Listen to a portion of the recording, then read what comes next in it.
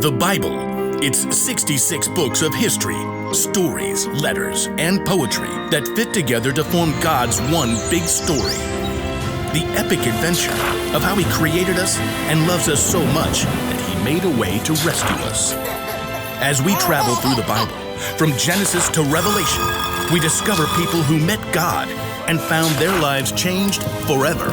Now, for an amazing story, inspired by the book of Matthew, chapter 14, verses 22 through 33. Jesus and his friends had reached the end of a long day, and they were exhausted. Get in the boat. Go ahead to the other side of the lake. Oh, wait a second. Aren't you coming too? I must send the crowd home. Well, all right. Andrew, James, John, let's get a move on. That very morning, Jesus had received terrible news. His cousin, John the Baptist, had been killed by King Herod. Wishing to be alone, he and the other disciples took the boat and went across the other side of the lake. But people followed, and later that day, Jesus fed more than 5,000 people with only 5 loaves of bread and 2 fish. So, bro, is Jesus gonna meet up with us later or what? He didn't say. Peter and Andrew and the other disciples climbed into the boat. Nice breeze. Yeah, but it's picking up. Should we wait? Jesus said go, so we go, no? Yeah, bro. The disciples set off across the Sea of Galilee, rocked by a gentle wind. Finally, the crowds dispersed. At last, Jesus was alone. He climbed up high on the mountainside and poured out his heart to his Father. Father. As evening turned to night and night stretched toward morning, the wind across the lake grew wild. Instead of reaching land, the disciples were tossed back and forth on the rising waves. We're taking on water! Bail it out. James and John, you take the stern. Andrew and I have the bow. The wind and waves continued to pound the small boat. The disciples could barely see through the spray. Hey, Peter, what's that? What's what? I see you too. See what? Come back here. Peter staggered to the back of the boat.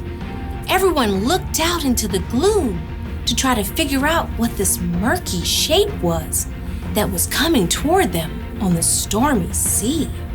It's a ghost. Oh! Help us! We're gonna die! But even as the men began to panic, the figure called out to them. Be brave. It is I. Don't be afraid. Peter fixed his gaze on the figure. Lord, is it you? The man came straight toward them, walking on the surging water as if it were a smooth, sandy beach. If it is you, tell me to come to you on the water. Come. Now everyone stared at Peter. You can't walk on water, bro. But Jesus can. Taking a deep breath, Peter grabbed the plunging side of the boat and then threw his legs over the side. Impossibly, he stood up on the water. Whoa. This is crazy. Peter locked his eyes on Jesus, the only solid, stable thing in the storm-tossed sea. He took a step, then another step, and a third step. But at that moment, Peter caught sight of a monstrous wave at the edge of his vision. He turned his gaze toward the monstrous wall that threatened to crush him. No! Instantly, Peter lost his footing. The water sucked him down and whipped him around. Lord, save me! Immediately, Jesus reached out and grabbed Peter's hand. Your faith is so small. Why did you doubt me? Jesus firmly helped Peter back into the boat. Then he got in too. The wind died down and the water became smooth as glass. Jesus' friends sank down in the wet deck of the boat and stared at him in awe. You really are the Son of God. Free of the storm, the boat sailed smoothly across the water, guided by a gentle breeze. As day broke, Jesus and his friends landed at Gennesaret. After a night they would never forget.